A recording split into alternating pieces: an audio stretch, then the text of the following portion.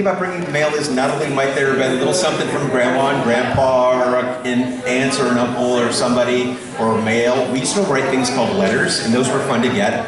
But every now and then, I like the mail because I couldn't screw that up really. I mean, I had to walk it from the mailbox up to the front door and put it on the bench or the desk in the entry hall, and.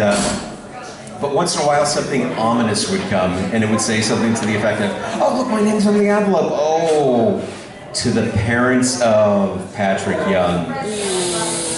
Ooh.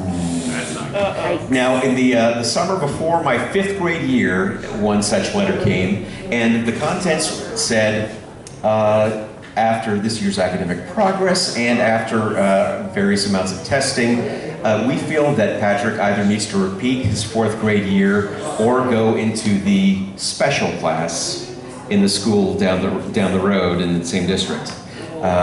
If he repeats the grade, he will have to graduate a year later. If he goes to the special class, he'll be able to stay in the same academic year as everybody he was currently scheduled to graduate from high school with.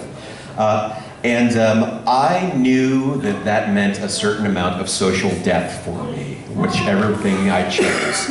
And I howled crying at that when I was a little guy. We ended up going to the special class,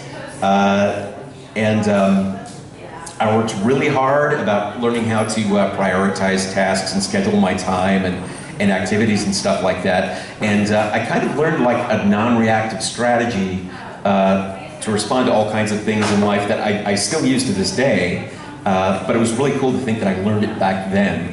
You know, when someone in the class was having all kinds of outlandish behavior, the teacher didn't come down on the kid like thunder. It was more like, well, if you choose to respond like this, then you're not going to be able to do X, Y, and Z, and be real rational and kind about the responses that they gave to the kids. And anyway, so I internalized this. I worked really hard. Over 1 year, I stayed in this class, and then the first half of the next year, I stayed for observation just to make sure that everything was all better, and I was ready to go back to be mainstreamed. And so the day came where I went back to my original elementary school, and I was so proud. I felt so accomplished. And I walked in, and I saw Scott West, who was in Cub Scouts with me, and he was with Charlie Yoakum and Dave Bunn and some of these other guys that I knew. And Scott said, "Are you coming back to school here?" And I'm like, "Yeah." And he's like, "Oh, God." And then all the other guys start laughing, and a little bit of me just died a little bit.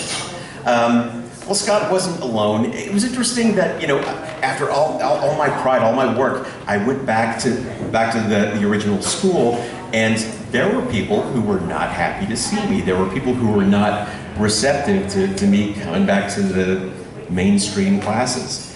One of them was Anne Randall.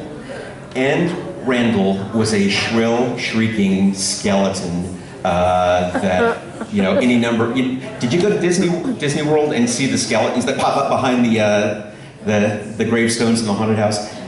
Modeled after Anne Randall. Complicating facts were that Anne Randall was my teacher. And in the Anne Randall verse, at the top there was Steve Kuchner and Lizzie Fry. They were the kids who got their work done, who were sweet and mild and boring as fuck. At the bottom of this continuum was my best friend Greg Kennedy and me. Now, Steve Cooch would charm her with his blithe nothingness, and she would come in and like a skeleton sing, "I like you, a fish and a cat," and it was really creepy. And Lizzie would receive similar accolades and was really annoying. Lizzie wasn't a bad kid. She was just much more mellow than I have space for. But I remember one day in the last part of that school year, I was kind of rocking back in my chair. You know how you weren't supposed to, but you did anyway.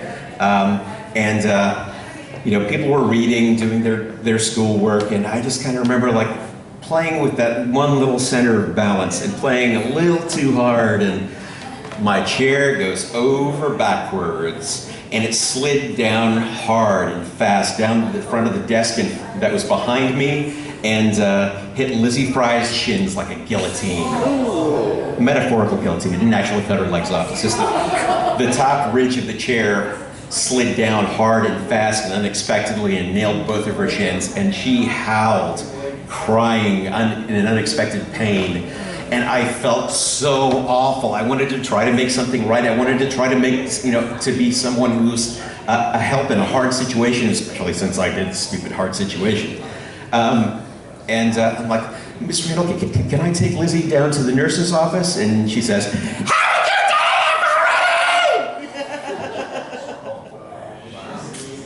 do it, As it turned out, I didn't take Lizzie down to the nurse's office. But the year ended, and at our 10-year high school reunion, I said, Lizzie, do you remember that time my chair fell down and popped your shins real good? She's like, yeah, that really did hurt, and just turned a needle a little bit. And I said, yeah, but, did you remember when I said, when I offered to take you down, to walk you down to the nurse's office, and Miss Randall yelled this horrible thing at me, and she goes, like I said, it really did hurt, and it's really sweet. I didn't know that you had offered that. I was too busy, just kind of crying. But it got better. And most everything got better, I guess. So here we go. Thank you very much.